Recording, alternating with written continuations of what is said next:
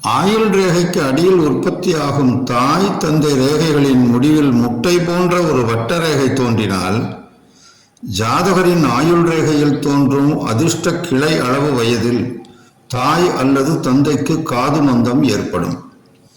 அந்த குறி வட்ட வடிவமாக இருந்தால் குருடர்கள் ஆவார்கள், அல்லது ஒரு கண்ணாவது ஊனமாகும். அதில் வட்டக்குறிக்கு பதிலாக நட்சத்திர குறி தென்பட்டால் தாய் தந்தையருக்கு மரணம் நேரலாம். ஆயுள் ரேகையின் அடியில் உற்பத்தியாகி சுக்கிரமேட்டை நோக்கி செல்லும் கிளை ரேகை தான் தாய் ரேகை.